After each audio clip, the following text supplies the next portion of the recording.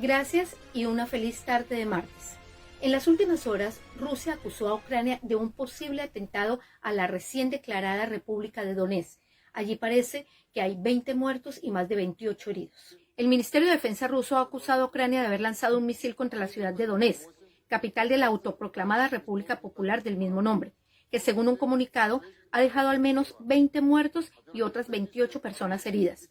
En represalia, Rusia asegura que atacará fábricas de armas ucranianas.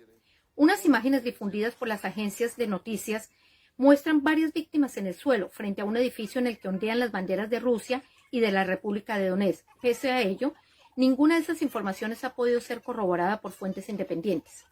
Entre tanto, el ejército ucraniano ha negado su participación en el bombardeo y, por el contrario, tanto Kiev como los Estados Unidos han acusado a Rusia de planear acciones de falsa bandera para crear un pretexto y justificar toda la barbarie que ocurre en Ucrania.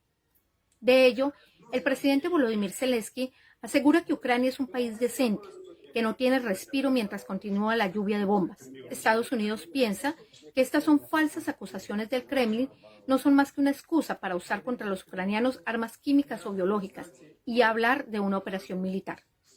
Al respecto, Naciones Unidas señala que no tiene ninguna constancia de la existencia en Ucrania de programas ilegales de armas químicas, como lo ha denunciado Moscú.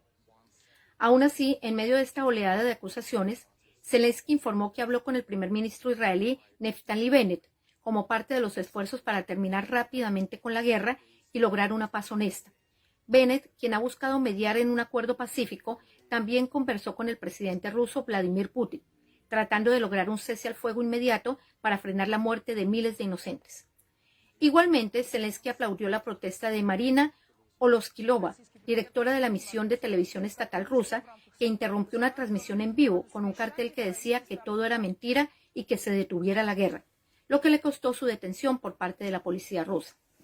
Asimismo, los ataques no ceden y esta mañana por lo menos unas 2 personas habrían muerto tras explosiones múltiples en zonas residenciales de Kiev. Fueron 3 fuertes explosiones las que se despertaron a la ciudad, que en realidad ya no duerme. Las autoridades llegaron a los distintos distritos para auxiliar a los civiles. Y es que a la fecha, cerca de 150.000 personas han conseguido escapar a través de corredores humanitarios de regiones bombardeadas por las fuerzas rusas desde que inició la invasión a Ucrania. Ahora las alertas se encienden en China, tras cumplir un poco más de 2 años desde que la OMS declaró la existencia del COVID-19 en el mundo. El país oriental vuelve a imponer confinamientos masivos en toda la provincia nororiental de Jilin, donde viven 24 millones de personas, y en las ciudades sureñas de Shenzhen y Dongguan, con 17,15 millones y 10 millones de residentes respectivamente. En los últimos días, China ha reportado más de 1.000 casos en docenas de ciudades, lo que supone que los positivos se han multiplicado por 4 en una semana. Jilin, con una extensión superior a 2 veces el tamaño de Portugal, registró más del 30% de los nuevos casos en lo que va corrido del año. Para contener la expansión de la variante Omicron, las autoridades anunciaron que sus 24,1 millones de residentes tenían prohibido viajar fuera o dentro de la provincia. Aquellos que por alguna razón deban desplazarse lo tienen que notificar a la policía local y estarán sujetos a realizar cuarentena a su regreso, según un comunicado del gobierno. En rueda de prensa, el secretario general de la ONU, Antonio Guterres, ha advertido que la guerra en Ucrania podría afectar dramáticamente al sistema alimentario mundial y provocar un huracán de hambre. En particular, Guterres se refirió a 45 países africanos menos desarrollados que importan al menos 1/3 de su trigo de Ucrania o Rusia, y 18 de esas naciones importan el 50%. Entre ellas están Burkina Faso, Egipto, República Dominicana del Congo, Líbano, Libia, Somalia, Sudán y Yemen. Además, Ucrania proporciona más de la mitad de suministro de trigo al Programa Mundial de Alimentos, la mayor agencia humanitaria del planeta. El alto representante dijo que debemos hacer todo lo posible para evitar un huracán de hambre y el colapso del sistema alimentario mundial. Y es que para Guterres, el conflicto va más allá de la zona de enfrentamientos y es un asalto a los países más pobres. Ahora vamos a Lima, capital peruana, donde el Congreso de ese país, cuya mayoría es de la oposición del gobierno actual del presidente Pedro Castillo, se prepara para debatir un pedido de destitución contra el mandatario, a 7 meses de inicio de su gestión.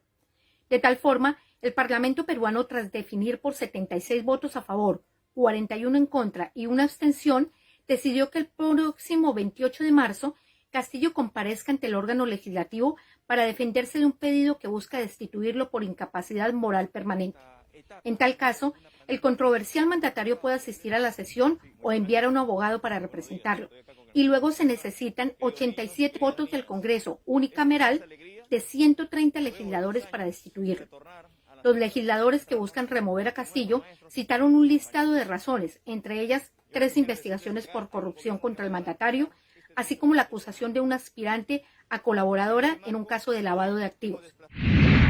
Un resto de tarde muy productivo y los invitamos a seguir conectados con nosotros para estar siempre bien informados en nuestras redes sociales de Express News Noticias.